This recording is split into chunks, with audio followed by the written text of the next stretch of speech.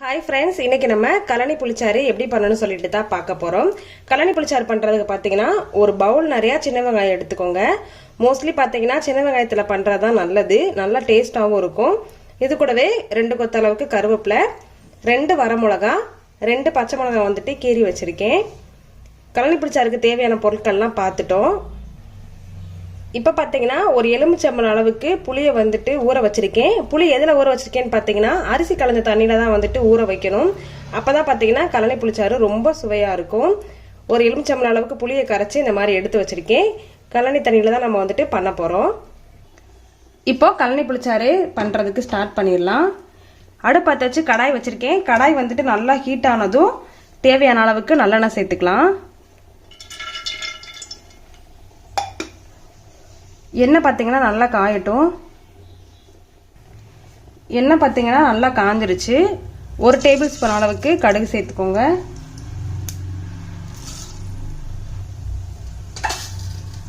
கொஞ்சமாக வந்துட்டு வெந்தயம் சேர்த்துக்கோங்க. ரெண்டுமே பார்த்தீங்கன்னா நல்லா பொரிஞ்சதும் கருவேப்பிலை வந்துட்டு ஆட் பண்ணிக்கோங்க.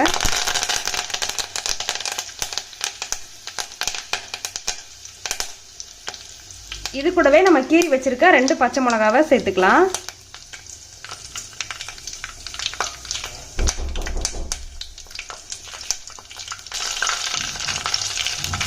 இது கூடவே 2 வரமிளகாவை சேர்த்துக்கலாம். எல்லாத்தையும் வந்துட்டு நல்லா வதக்கி விட்டுக்கோங்க.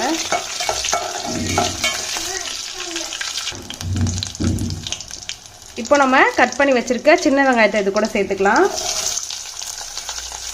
சின்ன வெங்காயம் பார்த்தீங்கன்னா நிறையா சேர்த்துக்கோங்க. இந்த குழம்புக்கே சின்ன வெங்காயம் தான் ஹைலைட்டேவும். சாப்பாட்டில் ஊற்றி நம்ம பிசைஞ்சு சாப்பிட்றப்ப சூப்பராக இருக்கும்.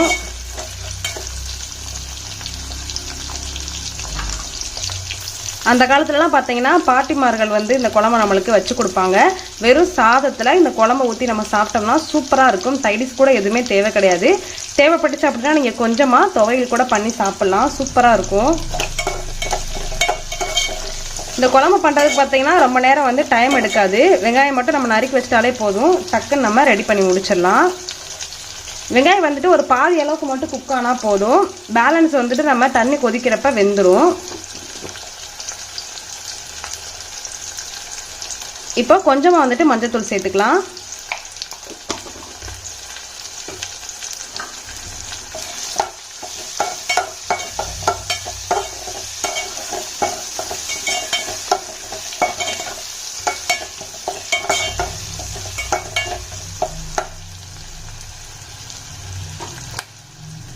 இப்போ வெங்காயம் வந்து நல்லா வதங்கி வந்துருச்சு.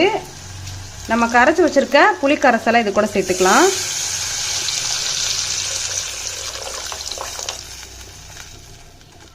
புளியை வந்துட்டு நார்மல் தண்ணியில் கரைக்கிறதுக்கு பதிலாக அரிசி கலந்த தண்ணியில் நீங்கள் கரைச்சிக்கோங்க. நல்லா வந்துட்டு ஒரு திக்னஸ் கிடைக்கும். இப்போ ஒரு 2 செகண்ட் மட்டும் கொதிக்கட்டும். அதுக்கப்புறமா குழம்புக்கு தேவையான அளவுக்கு தண்ணி சேர்த்துக்கலாம்.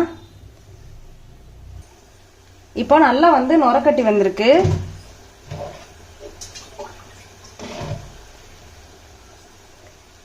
இனி நம்ம குழம்புக்கு தேவையான அளவுக்கு தண்ணி சேர்த்துக்கலாம்.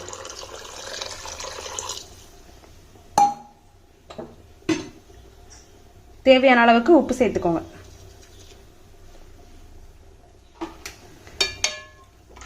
எல்லாத்தையும் ஒருக்க நல்லா கலந்து விட்டு உப்பு எல்லாம் கரெக்டாக இருக்கான்னு செக் பண்ணி பார்த்துக்கோங்க.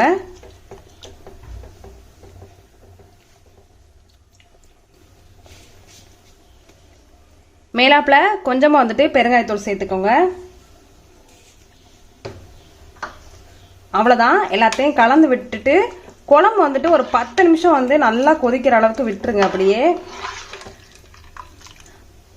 ரசம் தான் பார்த்தீங்கன்னா நுரக்கட்டி வரணும். கலனி புளிச்சாருக்கு வந்துட்டு குழம்பு நல்லா கொதிச்சு வரணும். அப்போதான் குழம்பு வந்துட்டு டேஸ்ட்டாக இருக்கும். ஸோ வந்துட்டு நல்லா வந்து கொதிக்க விட்டுருங்க குழம்ப.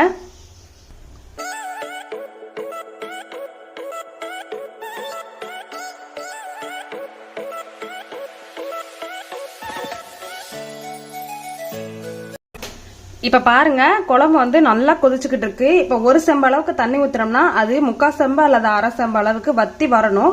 அப்பதான் குழம்பு வந்துட்டு நம்மளுக்கு கரெக்டான பதத்துக்கு வந்திருக்குன்னு அர்த்தம்.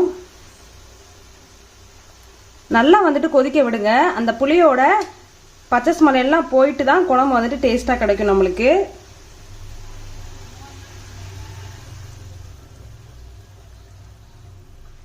மூடி போட்டு ஒரு 10 நிமிஷம் மட்டும் நல்லா கொதிக்க விட்டு எடுத்துக்கோங்க. பாருங்க, இப்போ குழம்பு வந்துட்டு கிட்டத்தட்ட ஒரு 15 நிமிஷம் நல்லா கொதிச்சிருச்சு. குழம்புமே பார்த்தீங்கன்னா எனக்கு இந்த அளவுக்கு வச்சுருந்தேன். இந்த அளவுக்கு வந்துட்டு இப்போ நம்மளுக்கு வத்தி வந்துருச்சு. குழம்பு வந்துட்டு நம்மளுக்கு சூப்பராக ரெடி ஆயிருச்சு.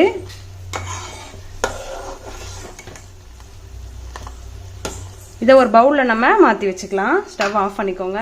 அவ்வளோதாங்க, சூப்பரான நம்ம கழனி புளிச்சாறு ரெடி பண்ணி முடிச்சிட்டோம். கண்டிப்பாக இந்த கழனி புளிச்சாறு உங்கள் வீட்டில் நீங்கள் ட்ரை பண்ணி பாருங்கள்.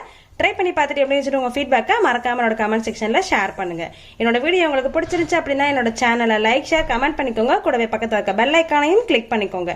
அப்போ தான் நான் வீடியோஸ் போட்டதும் உங்களுக்கு நோட்டிஃபிகேஷன் வரும். நீங்களும் வீடியோவை மிஸ் பண்ணாமல் பார்ப்பீங்க. அடுத்து ஒரு சூப்பரான ரெசிபி இல்லை சூப்பரான கண்டென்ட்டோட நான் உங்களை மீட் பண்ணுறேன். அது வரைக்கும் பாய்.